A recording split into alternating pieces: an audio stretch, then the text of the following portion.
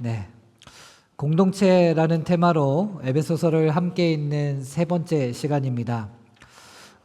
우리 첫 번째 시간은 우리 에베소서 1장 1절 2절의 내용을 함께 읽으면서 이제 바울이 이 편지의 발신인과 수신인을 어떻게 묘사했는지에 대해서 살펴보았습니다. 편지를 쓰는 바울 스스로 이제 하나님과의 관계 안에서 스스로를 이해하고 있고, 또 편지를 받고 있는 에베소 교회 성도들을 하나님과의 관계 안에서 이해했듯이, 공동체라고 하는 것은 사람과 사람 사이의 이야기를 넘어서 나와 하나님과의 관계의 문제이고, 또 하나님과 너의 관계의 문제이고, 그리하여 하나님 안에서의 우리의 문제이다 하는 점을 함께 나누었습니다. 두 번째는 찬송하리로다 하며 시작하는 이 편지의 형식적 요소에서 우리의 찬송의 근거가 되는 바 예수 그리스도로 말미암은 이 구원이라고 하는 이 신령한 복이 이제 공동체 형성의 주요한 근간이다.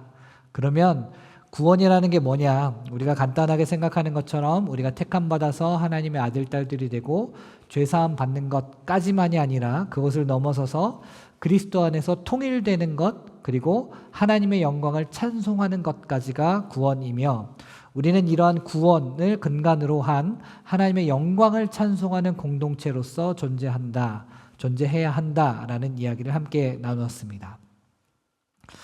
이제 세 번째 시간은 에베소서 1장 나머지를 다룹니다. 이제 오늘 본문까지가 이제 에베소 교회에 보낸 이제 편지의 형식적인 서두에 해당합니다. 발신인과 수신인을 밝히고 하나님께 찬송을 올린 후에 오늘 본문에서처럼 이제 감사와 축복을 전하는 것까지가 당시 서신의 일반적인 서두의 형식이었습니다. 오늘도 함께 이런 형식적인 서두를 이제 바울은 어떤 관점에서 어떤 내용과 의도를 녹여서 전했는지를 한번 살펴보면서 오늘 우리를 향하신 하나님의 말씀을 함께 경청하고자 합니다. 오늘 본문은 이로 말미암아라는 표현으로 시작됩니다. 이 표현은 이제 앞에 있는 내용을 받는 거가 되겠죠. 우리가 앞에 내용은 제가 방금 전에 잠깐 설명드린 것처럼 예수 그리스도로 말미암아 하나님이 우리에게 주신 신령한 복, 그러니까 구원을 우리에게 주셨으니까 3절에 이제 찬송하리로다, 그리고 14절에 그의 영광을 찬송하게 하려 하심이라. 그러니까 이 15절에 이로 말미암아라고 하는 게 뭘 말미암냐면 그의 영광을 찬송하게 하심으로 말미암아, 그래서 그리하여 이제 찬송하게 됨으로 말미암아, 그렇게 신령한 복의 결과로서, 구원의 결과로서 에베소 교회가 하나님의 영광에 대한 찬송이 됨으로 말미암아라고 하는 뜻이 되는 겁니다. 그렇게 하나님의 영광의 찬송이 된 에베소 교회에게 무엇이 있게 되었냐 하면 주 예수 안에서 너희 믿음과 모든 성도를 향한 사랑을 나도 듣고, 그러니까 구원을 받고 하나님의 영광의 찬송이 된 너희에게 무엇이 있다라고 하는 얘기를 바울이 들었냐면 바로 믿음과 사랑이 있다는 것을 들었다 하는 겁니다. 여러분 8월 달에 우리 강단교회에서 이제 데살로니가전서 말씀을 통해서 여러분 들은 거 기억나시죠? 네, 믿음과 사랑이 여기서도 이제 언급되고 있는 거죠. 믿음은 무엇에 대해서냐? 주 예수 안에서의 믿음이다. 사랑은 누구를 향해서냐? 모든 성도를 향한 사랑이다. 그것이 너희에게 있다는 것을 듣고 16절 내가 기도할 때 기억하며 너희로 말미암아 감사하기를 그치지 아니하고, 이런 믿음과 사랑이 있다는 것에 대해서 내가 감사 기도를 안 드릴 수가 없다라고 하는 겁니다. 자, 그럼 이제 믿음과 사랑이 언급되었으니 이제는 뭐가 더 필요하죠? 네, 자동으로 나오죠. 네, 바로 소망입니다. 네. 바울이 이렇게 이제 에베소 교회에 믿음과 사랑이 있다라고 하는 것에 감사 기도를 드리는 것에서 그치는 것이 아니라 너희에게 이런 것이 더욱 있게 되기를 바란다. 이 자체로 이제 소망이라고 할 수 있겠는데요. 이렇게 너에게 무엇이 더욱 있게 되기를 바란다라고 하는 것이 바로 17절, 18절, 19절의 내용입니다. 그것이 뭔지 우리 먼저 17절을 먼저 함께 읽어볼까요? 시작. 우리 주 예수 그리스도의 하나님 영광의 아버지께서 지혜와 계시의 영을 너희에게 주사 하나님을 알게 하시고. 자, 여기에서 이제 우리 주 예수 그리스도의 하나님 영광의 아버지, 여기까지 엄청 복잡하고 긴데 이 긴 구절, 이게 전체 문장에서 이게 주어의 역할을 하는 거잖아요. 이걸 한마디로 압축하면 뭐예요? 하나님, 네, 하나님, 네, 하나님이죠. 그 하나님 한 단어를 이야기하고 있는데 여기서 바울은 그냥 하나님이라고 한마디 하고 넘어가고 싶지가 않은 거예요. 하나님이 어떤 분이시냐? 예수님이 하나님이시다. 예수님이 어떤 분이시냐? 그리스도이시고 그리고 주님이시고 그것도 다른 사람들의 주님이 아니라 우리의 주님이시다. 그리고 그 하나님은 영광의 아버지이시다. 라고 하는 이 하나님이라고 하는 이 한 단어를 이야기하는데도 바울의 감정이 얼마나 고양되어 있는지 여러분 좀 읽으실 수 있으신가요? 이제 이러한 점에서 바울이 이제 찬송하리로다라고 선언하는 것이 그냥 말뿐만이 아닌 것을 여러분 느끼실 수 있으시기 바랍니다. 바울은 이제 지금 에베소 교회에 편지를 쓰지만 이 자체로 바울은 하나님을 찬송하고 있다는 것을 우리는 알 수 있습니다. 사람들에게 편지를 쓰는 아주 일상적인 일인데요. 그 자체를 하나님을 예배하고 찬송하는 행위로서 소통하는 것. 참 근사한 일입니다. 다시 돌아가서요. 자, 아무튼 이 긴 주어를 간략하게 하나님으로 이제 줄여보면요. 이제 이 문장 구조가 좀 더 쉽게 이제 보이실 겁니다. 바울이 에베소 교회를 축복하면서 소망하는 것이 좀 더 잘 보이게 되는데요. 바로 뭐냐면 하나님이 너희에게 지혜와 계시의 영을 주시기를 바란다라고 하는 게 바울이 하고 싶은 말입니다. 지혜와 계시의 영, 이거 바로 성령을 말하는 건데요. 이것도 그냥 성령이라고 하지 않고 성령이 무엇을 하시는 분이신지를 이렇게 풀어 써놓은 겁니다. 성령이 무엇을 하시는 분이시냐? 바로 지혜와 계시의 영이시다라고 하는 겁니다. 지혜라는 것은 우리가 뭐 잘 아시다시피 뭔가 모르는 것을 아는 것, 뭐 이렇게 우리가 쉽게 생각할 수 있겠습니다. 계시라고 하는 것은 우리가 뭔가 이렇게 하늘로부터 뭔가 음성을 듣게 된다거나 하는 뭐 이렇게 뭔가 신비한 체험 정도로 생각하실 수 있는데 뭐 아주 틀린 건 아닙니다만 이제 계시라고 하는 게 영어로는 revelation이라고 하죠. 그리고 독일어로는 오펜바궁이라고 해요. 감추어져 있던 것이 reveal된 것, 드러나게 되었다. 오펜, 그러니까 열려지게 되었다라고 하는 의미로 인간의 지혜로는 알 수 없는 하나님의 하나님됨이 우리에게 알려지게 되는 것을 말합니다. 그 방법이 뭐 굳이 뭐 신비한 체험을 통할 필요는 없지만 어쨌든 하나님의 무한하심이 인간의 유한한 알의 그 한계선 안에서 닿아지는 것, 그것을 우리는 계시라고 하는 말을 통해서 표현합니다. 그렇다면 이제 바울이 소망하는 바, 하나님이 에베소 교회에게 해주시기를 바라는, 주시기를 바라는 이 성령을 통해서 무슨 일이 일어나기를 바라냐? 지혜와 계시의 영이니까 뭔가를 알게 한다는 역할을 한다는 건데 무엇을 알게 한다는 거냐? 바로 하나님을 알게 한다. 하나님을 알게 하시기를 소망한다, 바란다 라고 하는 겁니다. 그러니까 너희에게 지금 믿음과 사랑이 있지. 좋아. 아주 너무 감사한 일이야. 그런데 또한 소망하기로는 너희가 하나님을 알게 되기를 바란다 라고 하는 건데요. 여러분, 근데 에베소 교회가 하나님을 모르겠습니까? 물론 이제 우리가 유한한 인간 중 누가 하나님을 100% 안다 하겠습니까? 하나님을 내 알매 영역에 소유하고 있다라고 누가 얘기할 수 있겠습니까? 이제 바울이 여기서 이야기하는 이제 하나님을 알기를 바란다라고 하는 말의 구체적인 의미는 하나님을 아예 몰랐던 사람들이 알게 된다 정도의 의미가 아니라 훨씬 더 구체적인 의미가 있는데 그게 바로 18절과 19절에 나오는 세 가지가 되겠습니다. 우리 18절과 19절 한번 읽어볼까요? 시작. 너희 마음의 눈을 밝히사 그의 부르심의 소망이 무엇이며 성도 안에서 그 기업의 영광의 풍성함이 무엇이며 그의 힘의 위력으로 역사하심을 따라 믿는 우리에게 베푸신 능력의 지극히 크심이 어떠한 것을 너희로 알게 하시기를 구하노라. 자, 여기서 세 가지가 뭐라고요? 그의 부르심의 소망을 알기를 원한다. 그리고 그 기업의 영광의 풍성함을 알기를 구한다. 그리고 능력의 지극히 크심이 얼마나 큰지를 너희가 알기를 구한다. 이 세 가지를 아는 것이 바로 바울이 너네가 하나님을 더욱더 알기를 원한다라고 하는 이제 뭉뚱그려진 말의 그 의미라고 할 수 있겠습니다. 그리고 그것이 바로 지혜와 계시의 영이 너희에게 알게 하시는 것이다. 그러한 지혜와 계시의 영이 너에게 있기를 소망한다 라고 하는 것이 바울의 이야기입니다. 자, 그럼 이제 이 세 가지에 대해서 한번 좀 살펴봐야 되겠는데요. 좀 더 수월하게 이해하기 위해서 이제 두 번째인 그 기업의 영광의 풍성함에 대해서 먼저 이야기를 좀 해보도록 하겠습니다. 먼저 기업이라고 하는 용어에 대해서 교통정리를 좀 하고 넘어가야 하겠습니다. 여러분, 기업이라는 말을 우리가 제일 많이 말하고 듣는 맥락은 뭐냐면 대기업, 중소기업, 네. 네, 뭐 이런 것 같은데요. 그래서 그 기업의 영광의 풍성함이라고 했을 때 뭔가 하나님의 나라는 뭔가 동네 구멍가게가 아니라 뭔가 대기업이 되는 영광과 부를 자연스레 떠올리는 경우도 심심치 않게 보게 됩니다. 뭔가 당시에는 이게 뭔가 대부분이 농사꾼이었고 이제 뭔가를 만들더라도 가내수공업 정도였을 텐데 와, 하나님 믿으면은 기업이 된다고? 대기업이 된다고? 뭐 이런 식으로 약을 파는 사람들이 꽤 있습니다. 우리가 보통 이제 대기업, 중소기업 할 때 이제 회사를 말하는 기업은 이제 꾀할 기자에 일업자를 쓴다고 해요. 근데 여기서 성경에서 쓰인 기업은 터기, 근본이 되는 기, 그리고 일업자. 그래서 기초가 되는 일, 세대를 이어 물려받는 일, 뭐 가업이라고 생각할 수도 있겠고요.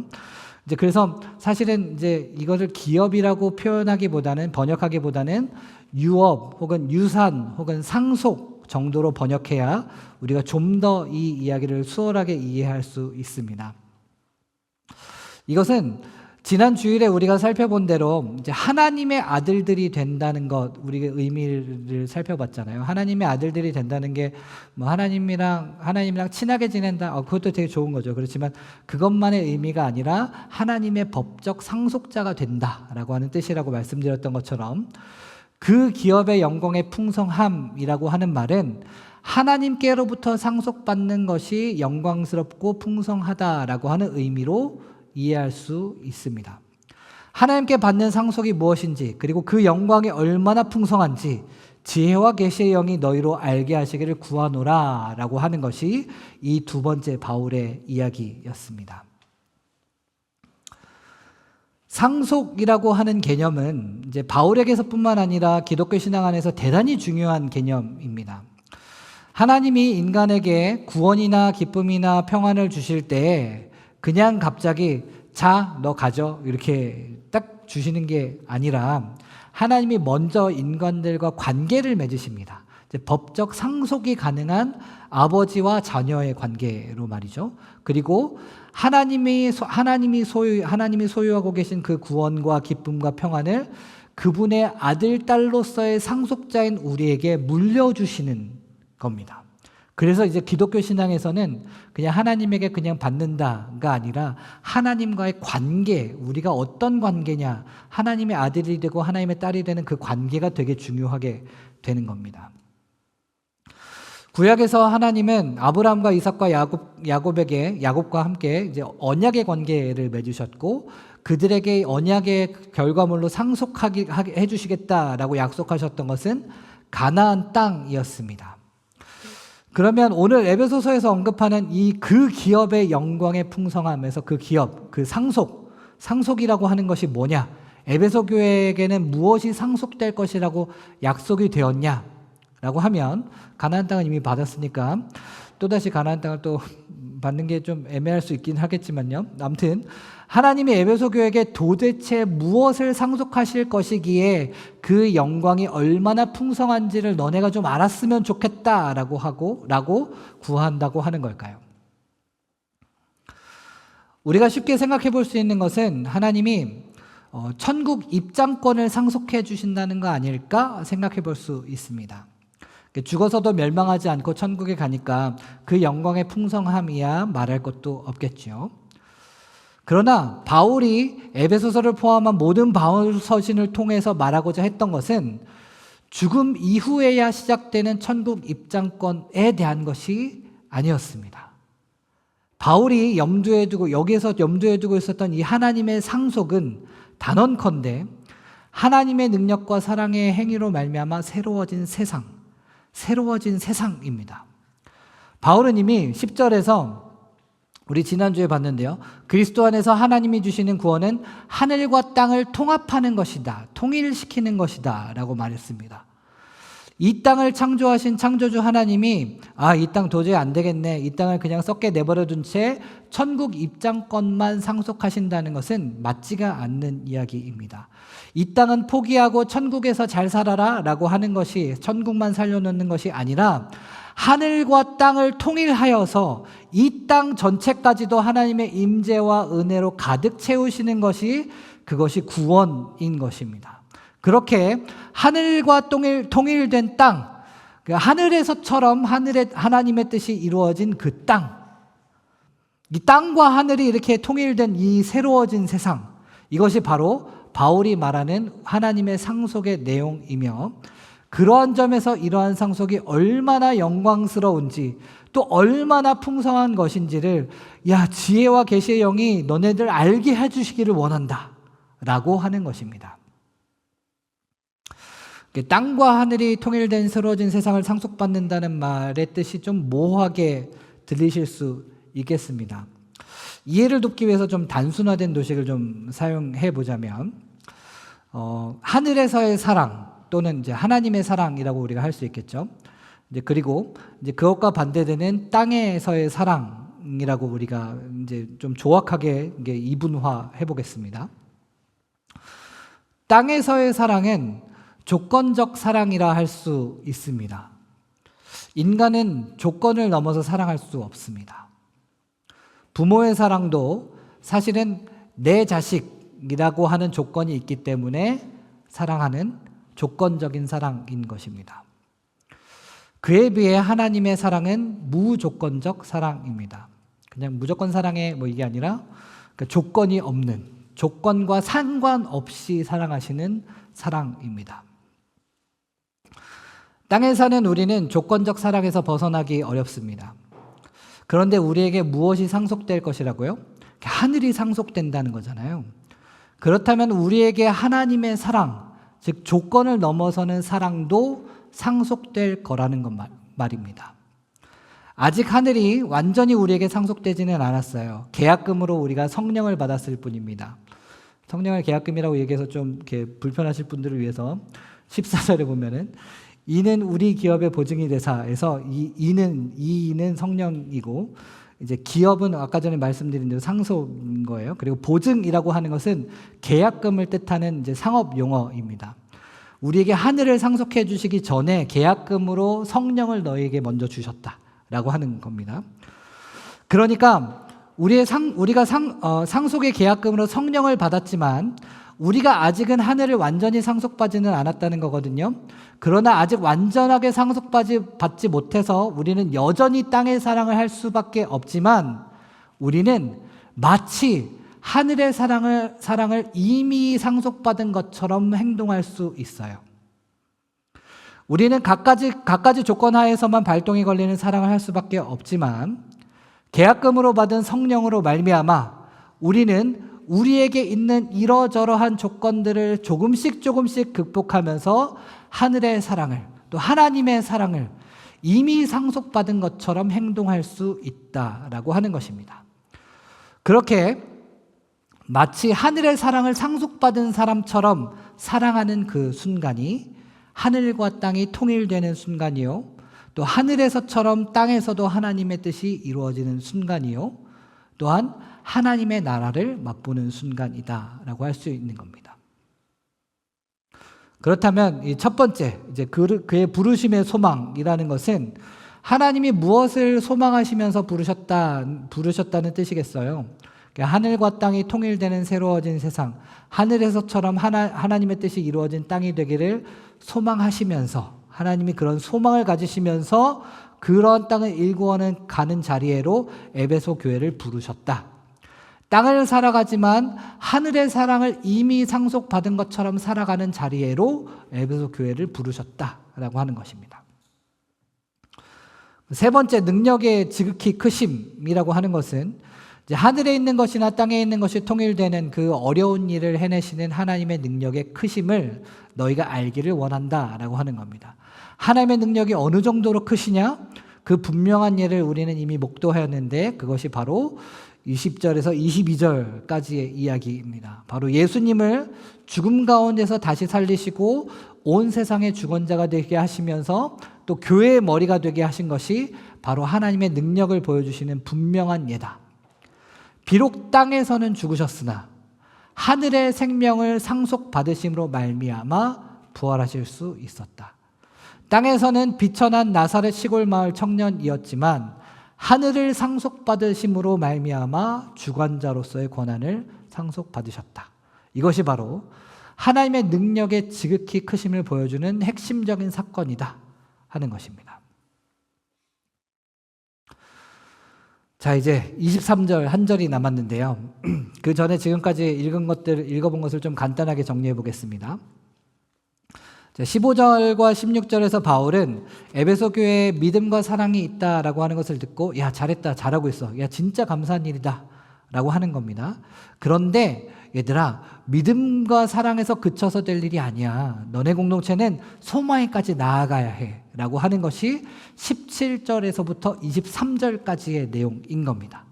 그러면 여기서 바울이 에베소 교회가 가져야 할 소망이 뭐냐라고 말하는 거냐, 우리가 지금까지 되게 길게 얘기했는데 굳이 하나로 콕 집어서 말하자면 기업, 즉 하나님으로부터 받을 상속에 대한 소망을 가져라, 하나님이 상속해 주시는 것에 대한 소망을 가져라 라고 하는 것입니다. 자, 이 이후에 우리가 나오는 이제 23절은 뭔가 말이 되게 복잡하죠. 뭔가 되게 철학적인 말 같아 보이지만 바울이 지금 에베소 교회에게 야, 너희가 소망에까지 나아가야 한다라고 하는 그렇게 말하는 맥락에서 읽어보면 조금씩 이제 이 의미가 좀 더 보입니다. 먼저 복잡한 문장을 좀 정리해 보면 이제 교회는 그의 몸이다. 여기 예수님의 몸이다라고 하는 거잖아요, 그렇죠? 교회는 예수님의 몸이다. 그리고 이제 만물 안에서 만물을 충만하게 하시는 이의 충만함이라, 뭐 현기증 나겠어요, 그렇죠? 네. 여기서도 묶어보겠습니다. 만물 안에서 만물을 충만하게 하시는 이가 누구냐면 또다시 예수님인 거예요. 네. 그러니까 다시 정리해보면 교회는 예수의 몸이다. 그리고 예수의 충만함이다 라고 정리해 볼 수 있겠습니다. 교회는 예수의 몸이고 예수의 충만함이다 라고 하는 거예요. 교회는 예수가 충만한 것이다 라고 하는 표현을 이제 바울이 에베소 교회에 말한 맥락 안에서 우리가 이해해 본다면 이제 믿음과 사랑뿐만 아니라 하나님 나라를 상속받는 소망에까지 가게 되기를 바란다. 마치 예수님이 하나님 나라의 상속자로서 하나님의 사랑으로 이 세상을 사랑하고 또 하나님의 생명으로 죽음에서 부활하게 되었고 하나님의 권세로 온 땅의 주관자가 된 것처럼, 그리고 이렇게 하늘의 상속을 받아 살아가는 예수의 제자들, 작은 예수들로 충만한 것이 바로 교회다. 너희 에베소 교회는 이렇게 하늘을 상속받은 예수의 경험으로 충만해야 한다. 땅의 사랑으로 사랑하지 않고, 땅의 평화로 평화하지 않고, 땅의 기쁨으로 기뻐하지 않고, 마치 하늘의 사랑을 이미 상속받은 사람들처럼, 마치 하늘의 평화를 이미 상속받은 사람들처럼, 마치 하늘의 기쁨을 이미 상속받은 사람들처럼 살아가는 공동체가 바로 교회라는 공동체이다라고 하는 것입니다. 하늘의 사랑을 이미 상속받은 듯이 이웃을 사랑할 때 우리는 우리를 희생하게 될 수 있습니다. 그렇지만 그렇게 희생된 우리는 죽음과 손해 가운데 머무르는 것이 아니라 하나님이 예수 그리스도를 죽음 가운데서 생명으로 끌어올리셨듯이 우리도 부활하고 승리로 이끌어지는 또 하나의 예수 사건을 상속받게 될 것이다. 예수 부활의 경험을 우리가 상속받게 될 것이다. 이러한 예수 사건이, 예수 경험이 충만하게 되는 것이 바로 교회 공동체다라고 하는 것입니다. 사랑하는 교회 여러분, 교회는 무엇으로 충만해야 합니까? 아무리 많은 사람들이 모인다 해도 공동체가 되지 않는다면 그것은 교회라 할 수 없습니다. 재정으로 충만하고 프로그램으로 충만한 것이 교회의 표지가 될 수 없습니다. 교회는 예수 사건으로 충만해야 합니다. 하늘의 사랑을 상속받아서 하늘의 사랑으로 사랑하다가 오해받고 버림받고 심지어 죽기까지 하셨지만 하늘의 생명을 또한 상속받아 부활하셔서 다스리시는 우리 주 예수 그리스도의 사건이 교회 공동체를 구성하는 우리에게도 경험되어서 우리도 하늘의 사랑을 상속받은 것처럼 사랑할 때 당연히 우리에게 예상치 못한 여러 어려움을 만나게 되겠지만 그럴 때에도 그 기업의 영광의 풍성함을 경험하게 되는 우리 한 사람 한 사람, 그러한 한 사람 한 사람으로 이 공동체가 충만해야 할 줄로 믿습니다. 이 말씀은 주안의 우리 교회 공동체에만 제한되는 것은 아닙니다. 하나님이 우리에게 주신 모든 관계들과 영역들에서도 동일하게 적용됩니다. 당연히 우리는 땅의 사랑에서 벗어나기 어렵습니다. 우리는 여러 가지 조건 안에서만, 조건 속에서만 우리는 사랑하기 마련입니다. 상대방이 알아주지 않는 사랑은 지치기 마련입니다. 그러나 그럴 때 우리가 우리에게 예정된 하늘의 사랑을 이미 상속받은 것처럼 사랑할 때 우리는 하나님을 아는 것에 한 걸음 더 나아가게 됩니다. 우리는 땅의 평안에 얽매일 수밖에 없습니다. 우리를 괴롭히는 일이 없어야 우리는 비로소 평안하다 여깁니다. 그러나 그러다가 어떤 일로, 외부의 일로 우리의 심기가 어지러워지면 우리의 평안은 금세 깨지고 맙니다. 이것이 땅의 평안이기 때문에 그렇습니다. 이럴 때 우리는 우리에게 예정된 하늘의 평안을 이미 상속받은 것처럼 우리의 영혼을 다스릴 때 우리는 하나님을 아는 것에 한 걸음 더 나아가게 됩니다. 물론 어려움이 있겠지요. 그래서 어느 선까지 사랑해야 할 것인가에 대한 고민은 항상 있게 됩니다. 우리는 한꺼번에 모든 조건들을 쉽게 뛰어넘을 수는 없습니다. 우리는 우리가 할 수 있는 것들을 지혜와 계시의 영이신 성령과 함께 극복해 보려고 애쓸 뿐입니다. 상속은 아직 완전하게 이루어지지 않았기 때문입니다. 또한 그렇게 하늘의 사랑을 가진 것처럼 사랑하다 보면 상처가 되는 경우도 있고 손해가 나는 경우도 있습니다. 그래서 우리는 하나님의 상속과는 상관없는 것으로 대신 우리의 상처를 씻고 대신 우리의 손해를 채웁니다. 그 마음을 이해하고 위로를 전합니다. 그러나 우리에게 예비된 것이 겨우 그 정도이지는 않습니다.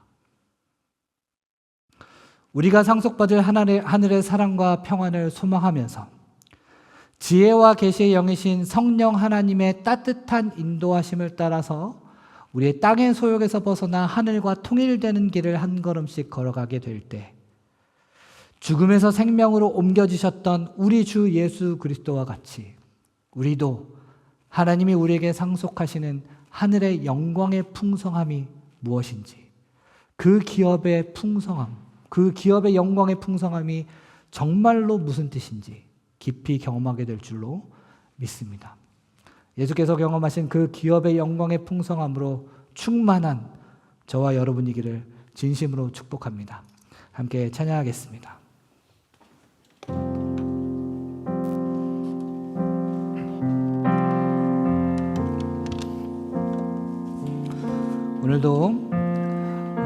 오늘도 나는 죽고 예수만 살기 원하네. 내 모습 속에 예수님의 흔적이 보이기를 원하네.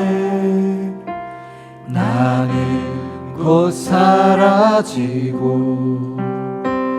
예수만 남길 원하네.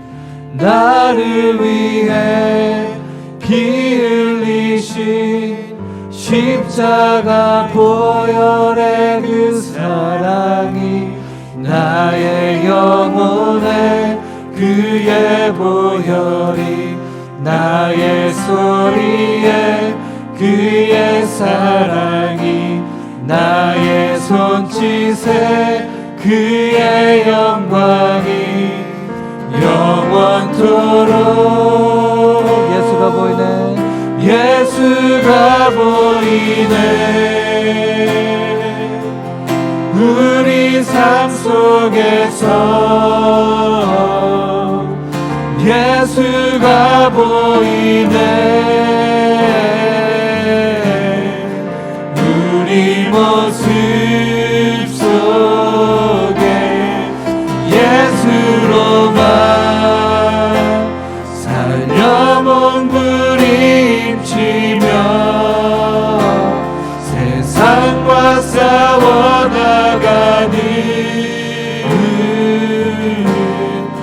우리 모습 속에 예수가 보이네. 우리 다시 함께 오늘도 나는 죽고 오늘도 나는 죽고 예수만 살기 원하네. 내 모습 속에 예수님의 흔적이 보이기를 원하네. 나는 곧 사라지고 예수만 남기 원하네. 나를 위해 피 흘리신 십자가 보혈의 그 사랑이 나의 영혼에 그의 보혈이 나의 소리에 그의 사랑이 나의 손짓에 그의 영광이 영원토록 예수가 보이네. 예수가 보이네.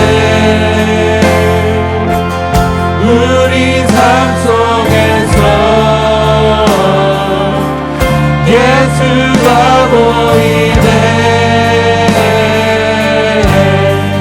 우리 모습 속에 예수로만 살려본 부림치